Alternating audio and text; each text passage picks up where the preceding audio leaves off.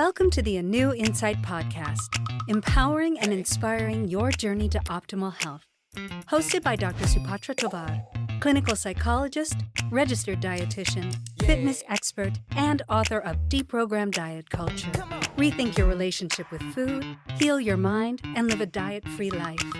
I follow my guests' journey to optimal health, providing you with the keys to unlock your own wellness path. Tune in and evolve with us. Welcome back, everybody. We are back for the second half of our amazing interview with clinical psychologist and newly published author, Dr. Richard LaBrie. Rich gave us some really amazing insight into his writing journey and what inspires him, and I cannot wait to pick his brain some more. Welcome back, Rich. Thanks. So your book, definitely, it opens in darkness. There's a lot of anger, despair, even envy of the dead. Yet, reviewers consistently describe this undercurrent of hope. That is also what I got out of reading it. Do you see hope as something earned, discovered, or simply something that refuses to disappear?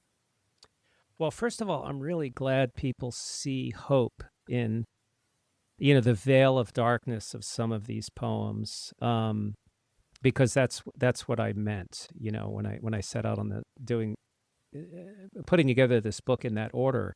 I kind of go back to Erik Erikson. He's one of my favorites, I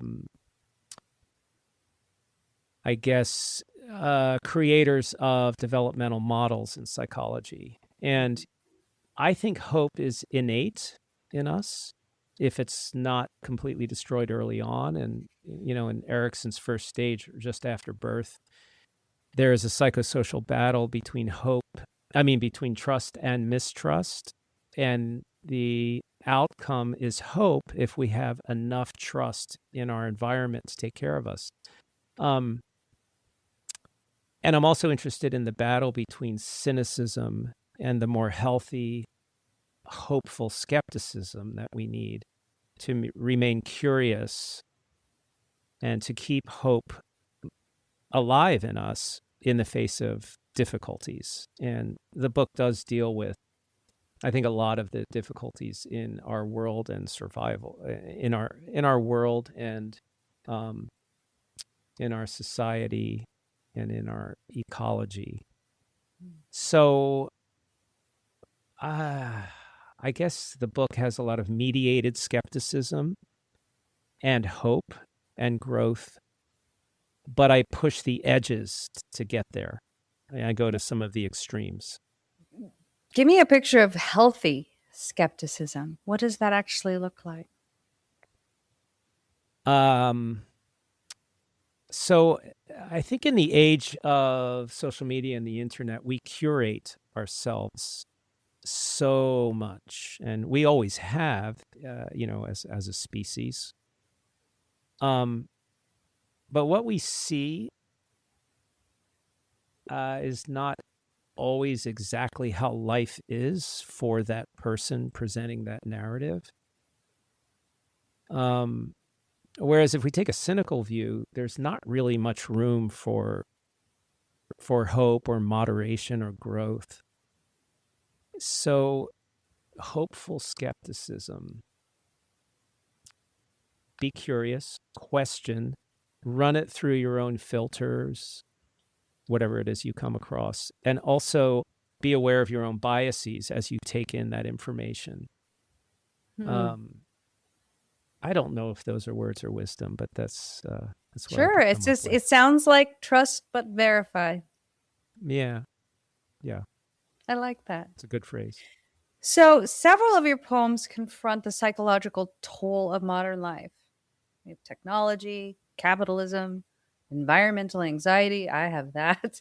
Cultural fragmentation. I've also got that. As a clinician, how do you see the external world shaping the internal emotional landscape right now? Because, whoa, what a time we're in right now. Yeah. I was thinking the other day that our cell phones are like dog whistles. They just keep pulling us, and our ears go up and we turn to them. And we don't have any control unless we set all our settings perfectly over how frequent they're going to stimulate us to turn towards them. And you layer that on the complexity that's thrown at us to just manage our lives. I work with some older adults who've been brought to tears by the automatic expectations of society. Let's say their doctor's office, who books them an appointment and then has them confirm it on their cell phone, and they can't even text because they're 80 years old and they really are not comfortable with it, or their hands shake too much. And when they go to an appointment, the people behind the desk just assume that they are proficient, and it increases their stress. But I think we're all sort of trying to adjust to the increased pressure of what's out there. And, then there's the climate, there's the shrinking resources on the planet. We all feel it. But I also try to weave into the poems, obviously, hope and growth, and remind us of the human condition, that we're connected to other people. We experience love. We experience heartbreak. We ponder the future. We have our own existential experiences. We become philosophical. We become concrete. We have to just survive. I mean, all of these things are blended together, and I think they show up in different poems throughout the collection. Yes, I do think that our focus has been captured, but it doesn't have to remain captured. I think that if we can use our devices a little bit more intentionally rather than just slip into an algorithm or, just be doom scrolling the news on our devices, we can actually use them for good. But I think people get conditioned to look only for the bad and what's going wrong, and they miss out on what's going right. So oftentimes when I'm feeling that way, I just go take a walk outside of my house. And there's nature everywhere. There's these owls that live in this tree next to me. I'm obsessed with these owls. And so I will go out and I will search for them. And when I find them, I am reminded that the earth is strong and will outlive us at the very least. Yeah. And that, there's a lot more time than we think that there is, especially when we decide to take it and we're not just sucked into, these little boxes in our hands. I love the owl thing, and the owls they're not curating themselves when they present themselves. When they're hooting, they're not hooting their best self or their best vacation. And they're also not like acting like a news station manager who says lead with blood or lead with danger. Yeah. They're just hooting. And, yes. Although I got to say, a couple days ago, I saw that my favorite, Mr. Alley is his name. I saw him on top of the roof, and he was messing with these two crows. And the crows were not having any of Mr. Alley, and they started attacking him. And then they were biting off his feathers over my head. I was like, oh my God, it's like Mutual of Omaha's Wild World or something. He lived, thank God. But there was, I think, a little bit of owl blood in there. I felt like I was watching Owl News at 4. Right. Okay, so back to this topic. In your preface talks about developing a kind of third eye in psychotherapy. You're observing yourself, the client, and the world.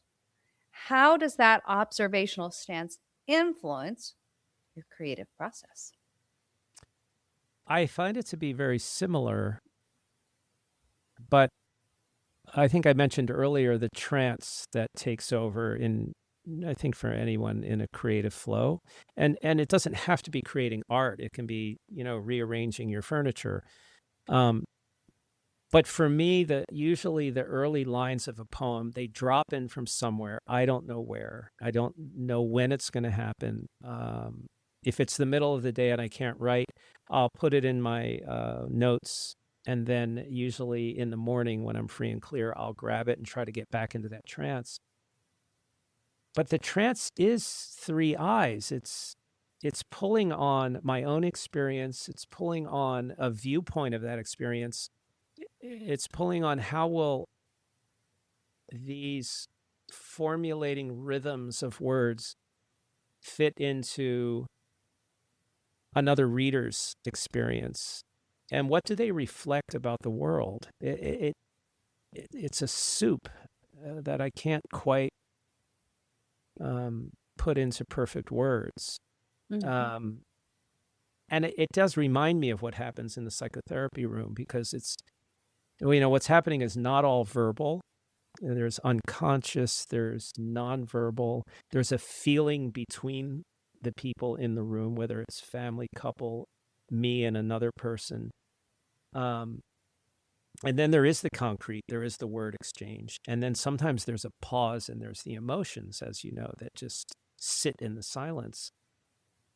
I haven't really seen that captured in other places very much, except, maybe occasionally in a song or a movie scene, maybe not a whole film, but a certain scene, or in a poem. And the movie Sentimental Value has silent moments where the actor Stellan Skarsgård, it just looks for the longest time at his daughter, and there's so much power in the way they look at each other, especially towards the end.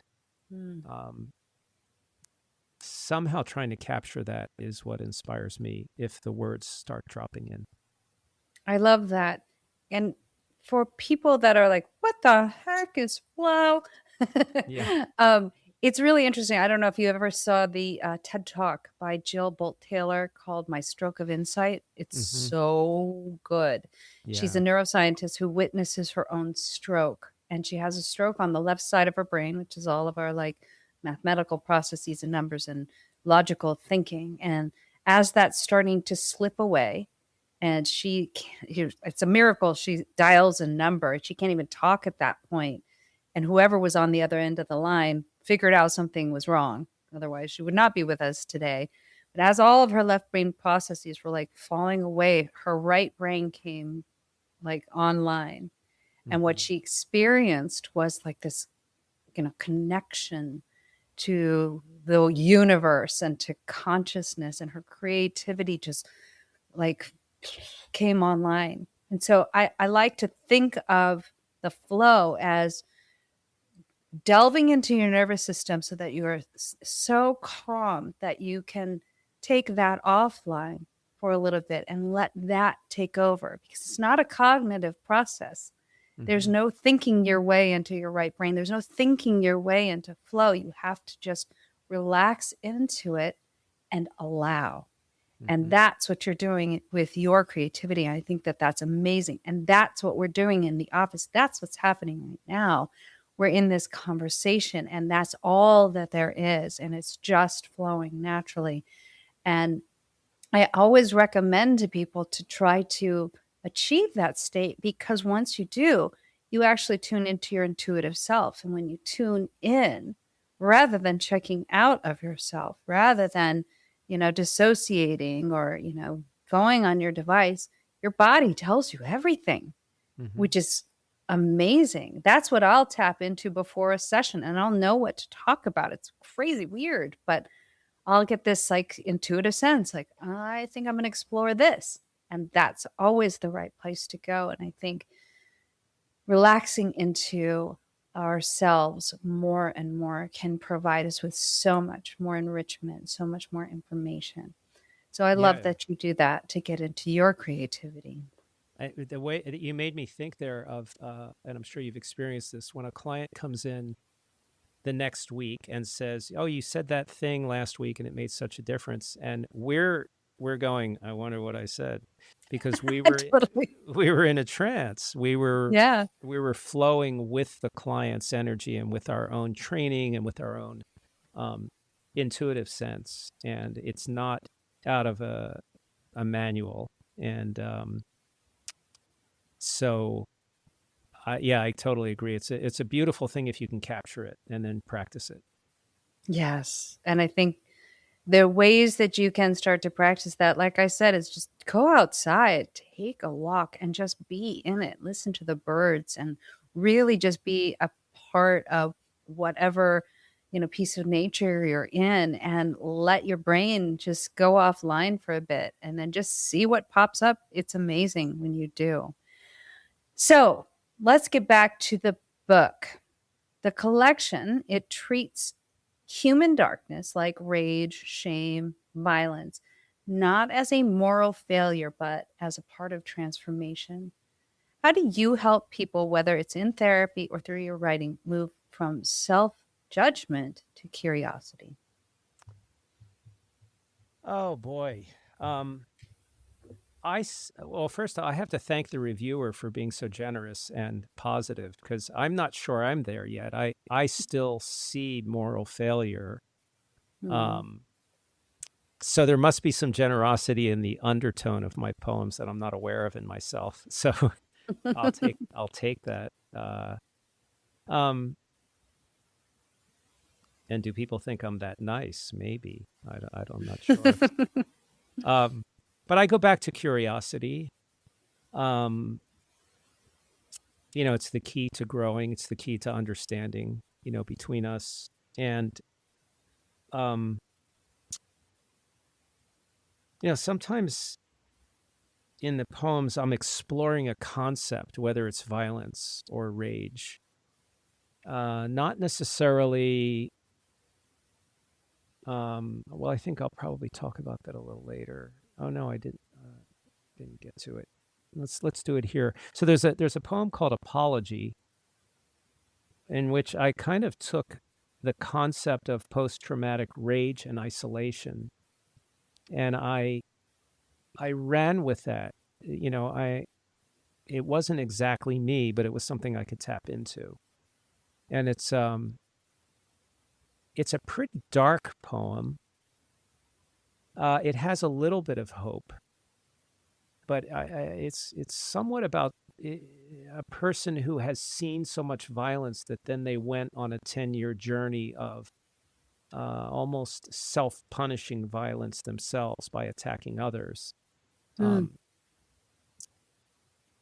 and I guess when I look at the poem, I don't judge that person, the narrator. I am not looking at it as a moral failure. I'm sort of just presenting it.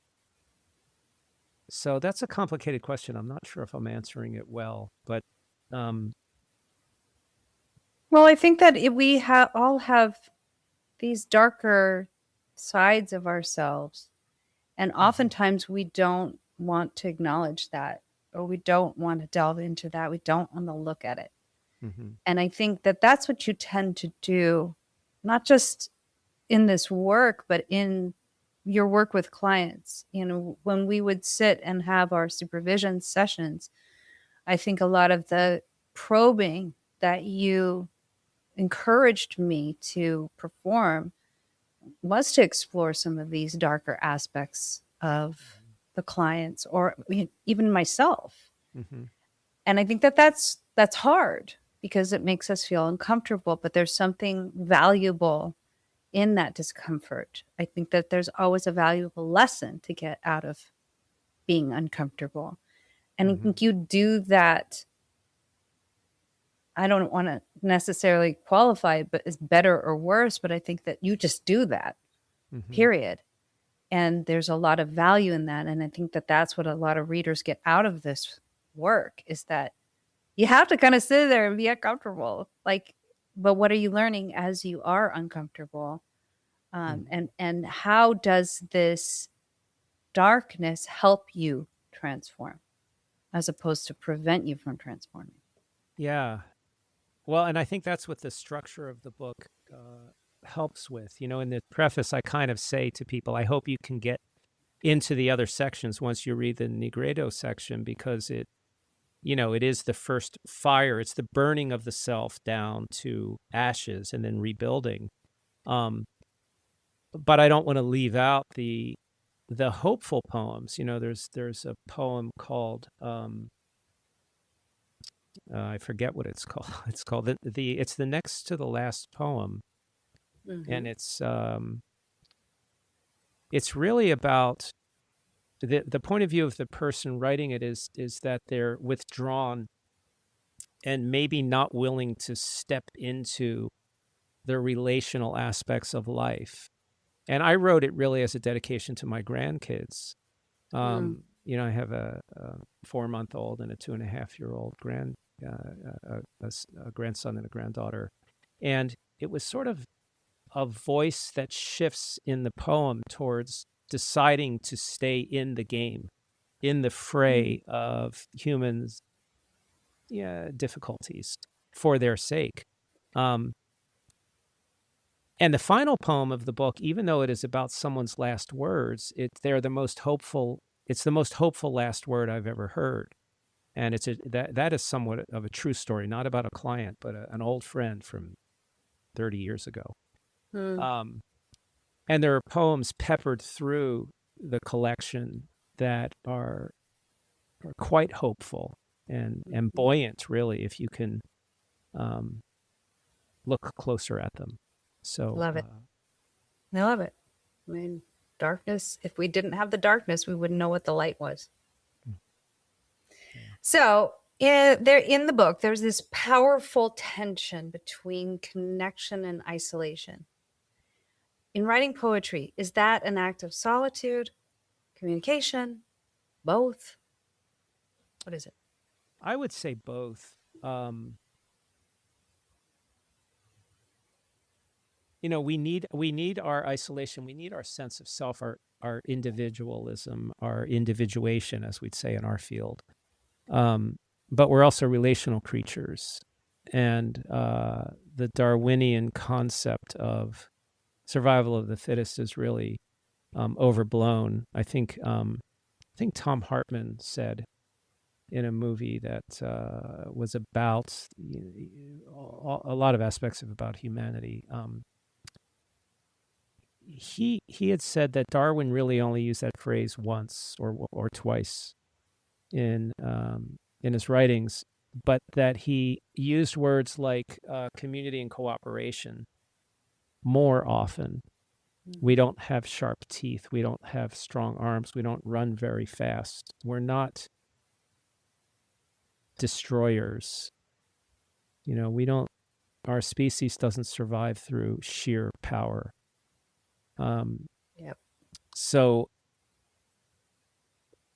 we need our time alone. We need our time with our own individual growth. And so toggling between those two is important.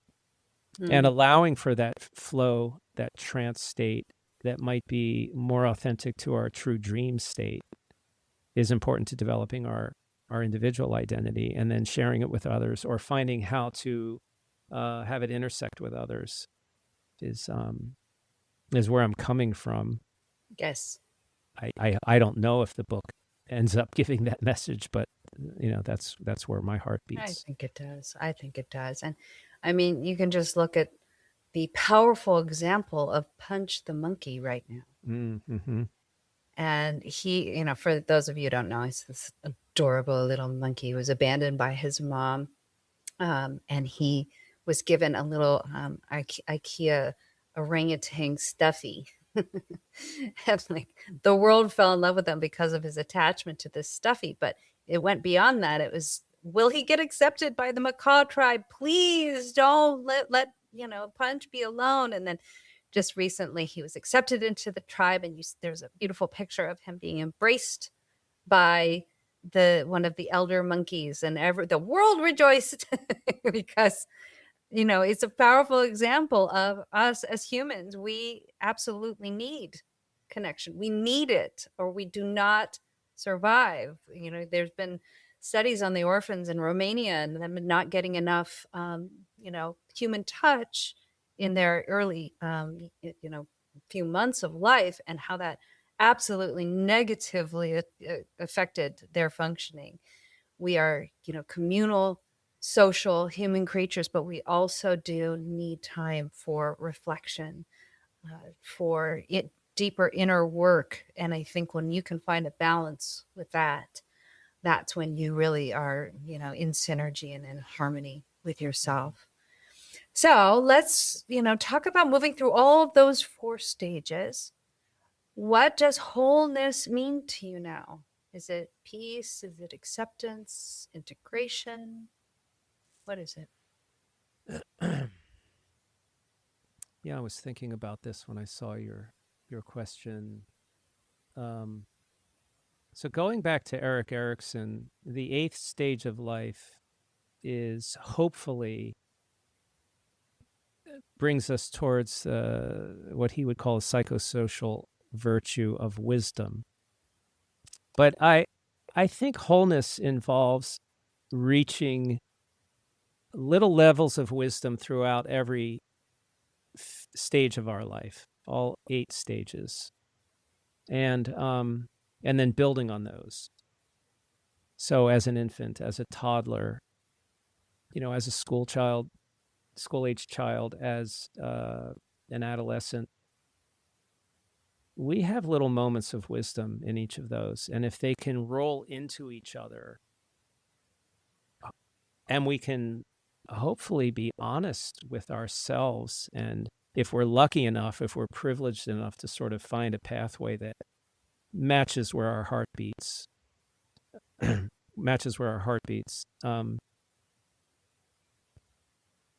think that can add up to some wholeness. But self-reflection is necessary. And maybe that's what writing these poems was about for me too. It's an interesting way to self-reflect, but use the material that the world brings to you.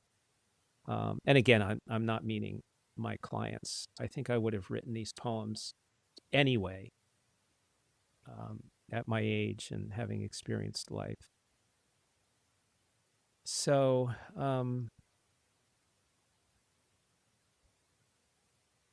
something I like to say to young clinicians getting into this field is try to learn as much as you can, because every client that comes to you is going to bring you something that's unique to them. And maybe their passion is gardening, maybe it's cars, maybe it's investing, maybe it's being with family, whatever. And to try to have some knowledge of those things. And if you don't, ask them to teach it to you as the clinician. And to me, that's a part of wholeness, is kind of participating in some awareness of what's happening, among other people and in our society. I love it. So Well, Rich, yes, I would love it if you would grace us with another reading of your poetry, and then we are running low on time after you've done reading that. If you can give us, our listeners, a way to find you and read your book, that would be great. Okay. Well, so the I'm self-publishing, which I found is more and more of a growing thing, and the book will be available in bookstores, and on Amazon, and on my own website, which is called Wheeltown Press. But wheel is spelled W-E-A-L, and which is the Old English and Middle English word for wellness. So Wheeltown Press. And April 7th is the release date. And I was thinking of reading a poem called Evel Knievel, if you agree. Please. Okay, so a little context on this. For younger people, Evel Knievel was a daredevil motorcycle jumper, and he would ride his motorcycle up a ramp and over a variety of wild things. 5 buses lined up in a row. He was going to do the Grand Canyon. I'm not sure if he ever did, but he did the Snake River Canyon. He crashed a lot. He broke nearly every bone in his body throughout his career. And it was an interesting time, mostly in the 70s. And I was an adolescent during his heyday. And here is a poem about that time of life. This one is actually autobiographical and confessional. Not all of them are, like I say in the preface of the book. So here we go. Evel Knievel. He'd come to the suburbs for a post-event promo rally after some jump I couldn't attend. I was 11. Humid heat wicked the sweat down off my elbow from my armpits. My polyester tee too tight. My puberty smell shameful and new. Every experience tunneled in embarrassment. But I liked motorcycles. I rode, too, a Honda XR75, alone in the woods, a crazy little thing capable of 60 miles per hour. To survive the 70s is like a candy fever dream you didn't deserve. I had been rehearsing how to ask my mother to buy me my first deodorant. A growing child still, but I could nail the clutch and 4-speed gearbox around a field of shorn wheat, sliding perfectly through turns. Life and risk and dreams of muscles as I hid from my body odor. Evel said stuff, people cheered. He was above me on the makeshift carnival stage, and I liked the leather, but the cape was questionable. Leaving childhood in the recognition of my armpit reek froze me for long moments. Newly considering my corporeal presence on earth, caught in a toggle between my looming adult power and death, because I could see the leap now, child, adult, dead. Standing below the leathered man who defied it over buses. A yell broke my tunnel vision. Someone said heart attack. Time crunched, and they carried a middle-aged man past me toward fairground medics, his face purple, still bouncing against the jolts of their carry. I don't know what Evel said, his cape useless to the stilled man, his legend a benefit to us, flying with intention into the hope of a better landing. Wow. Powerful. Makes me not miss puberty at all, though. Yeah. Well, Rich, we're out of time. Unfortunately, I could talk to you about this stuff all day. It's really an amazing piece of work, and I'm so proud of you and excited for what this will hold. And I think the world will benefit when they do read your poetry. So thank you for joining me. Well, thanks for having me. It's nice to talk about this. This is my first podcast about the book. So thank you. Well, excited to have you on, and you're always welcome back. You know that. Okay. All right, Supatra. And thank you. Thank you, everyone, for joining us. And I am looking forward to the next exciting interview and really hope you join me next time. Thanks for tuning into the A New Insight podcast. Please remember, the contents shared on this podcast is for entertainment purposes only and does not constitute medical advice. You can find us anywhere podcasts are streaming, on YouTube at my.anu.insight and at anu-insight.com under the A New Insight podcast tab. And follow us on our socials at my.anu.insight on Facebook, Instagram, TikTok, and Threads for more updates. Tune in next time and evolve with us.